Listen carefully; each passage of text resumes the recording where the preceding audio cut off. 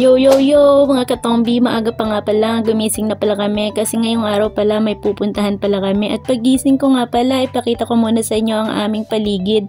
Nakita ko na agad nagyayelo, wala kasing ganito sa Batangas, charot. Dito pala sa Paris ko to matatagpuan ang nagyayelong paligid. Alam niyo kahit ya kaunti lang yan, talaga namang para sa akin ay heaven. Heaven? Kasi nga ho, first time ko lang maka-experience ng ganito.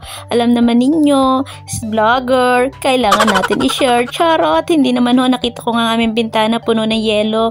Alam niyo ang ganda pala niyan tingnan at makalipas ang ilang minuto, yan na nga ho, tayo ay lumayas na. Walang kain-kain yan, wala din ho yan ligo-ligo. Ang mahalaga tayo ay hindi na mamaho. Namamaho! Basta hugas lang tayo ng ari-arian, iyon lang ho, iyon. So ari na ho, naglakad-lakad ako at lumabas na nga kami ni Bebe. Siya ho pala ang nagbibideo sa akin. Pasensya na kayo, siya gusto ho niya talaga, binibideo daw niya ako. So ayan na nga ho, naglakad-lakad tayo.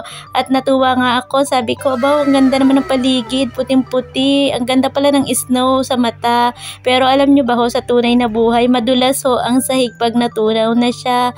Basta lang ho, maganda siya sa mata. At syempre, hindi ho ganun kalamig pala pag may snow. At ayan na nga ho, nag-selfie-selfie muna kami. Di ba ang pogi ko? Nakita nyo na tuloy ang Lanibel. Charot! So ayan, makalipas ang ilang minuto, binidyo ko muna pala ang paligid. Kasi nga ho, sabi ko, wow, ang dami naman bulak. Bulak! So, ang dami naman palang yellow. Siyempre, natungtungan ho yan ng mga tao at yung ano-ano pa, kaya gayaan. So, nandito pala tayo sa may Garden Nord. Garden Nord! Dito pala sa may Rosa Park. Ito po ay isang train station. Tinatawag po siyang RORE. So, yan po, dyan po, papasok kayo sa loob para po sa train station. Ganon lang, diba? So, ito na, may kaunti tayong patour. So, ayan na, dito tayo sasakay naman. Iyan po ang tinatawag na tram. Iyan po ang ating sasakyan. So, ano, masaya na ba kayo? Charot! So, ayan, lakad-lakad lang tayo pag may time. Dahan-dahan ho ang aming paglalakad at baka tayo madulas. At pag tayo nadulas, bali ang ating kasukasuan. Kasukasuan! Bali ang ating buto. Alam nyo na, may trabaho pa tayo. So, ayan, makalipas ang ilang minuto, ay iyan na nga ho. Yan, malapit na tayo sa ating pupuntahan at bababa na tayo dito sa may Pok di Santo. At yan, naglakad-lakad na naman kami. Walang tigil ang lakad. Masakit na ang aking rayuma. Charot!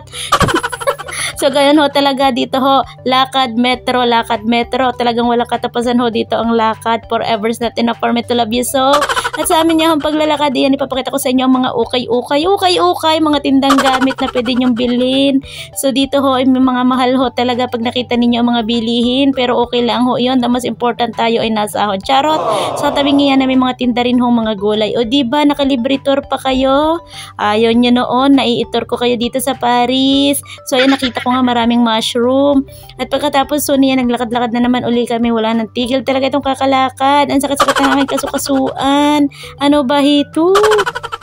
So, ayun, narating na rin po natin ang lukluk ng Katarungan. Lukluk ng Katarungan ang ating clinic na pupuntahan. So, ayan na po, hanapin natin ang pangalan ng doktor at hintayin natin na buksan tayo. So, ayun, pinapasok na tayo ng doktor sa kanyang kabahayan sa kanyang clinic. Siyempre, lakad-lakad tayo pag may time. So, ayan ho, pipindutin na naman natin ang pangalan niya.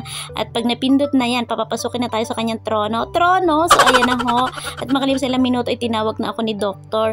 Anyway, ang nangyari po pala sa aking check-up ay i-schedule na po ako for laser operation. So, salamat po sa Diyos at naging maayos na po. Ako po ay masaya dahil nga po tayo ay ili-laser na. Mawawala na po ang ating baby Mayo. Naku po, ito na po ang last ng virginity ko. Charot! Iko-close na kasi ang bahay bata. Charot. So, anyway, yan ho, dumaan po tayo ng KFC at tayo po ay bibili ng pagkain. Umorder na nga ang mami. So, pagkatapos nga naming umorder, yan na nga po, ako ho ay pupunta na sa cashier para ho bayaran ko. So, cash po ang babayad ko kasi walang laman ng aking bangko. Ubos na ho kasi wala pang katapusan. Charot! Ganun po talaga. So, kailangan ko po siyang ilibre din kasi nga ho, ngayon ko lang naman din siya na ilibre ng pagkain. So, thank you baby sa pagsama sa akin lagi. Buti nga nandiyan ka, lagi mo akong inaalagaan. Ay, charot! Tuwan-tuwa siya kasi KFC ho. At yan na nga ho, pagpunta namin sa train station, ayan, sinusubuan niya din ho ako. Ay, hindi pala siya lang pala ang kumain, charot.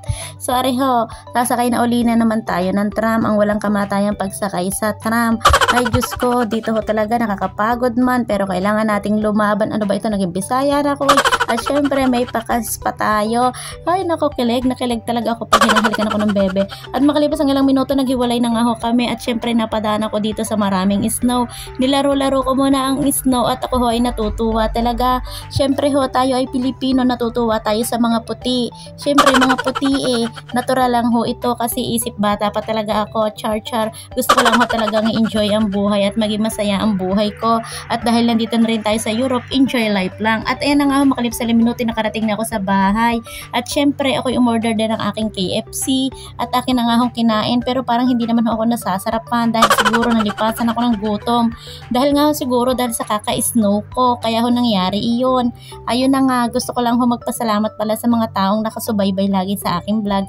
Thank you for watching. Bye-bye!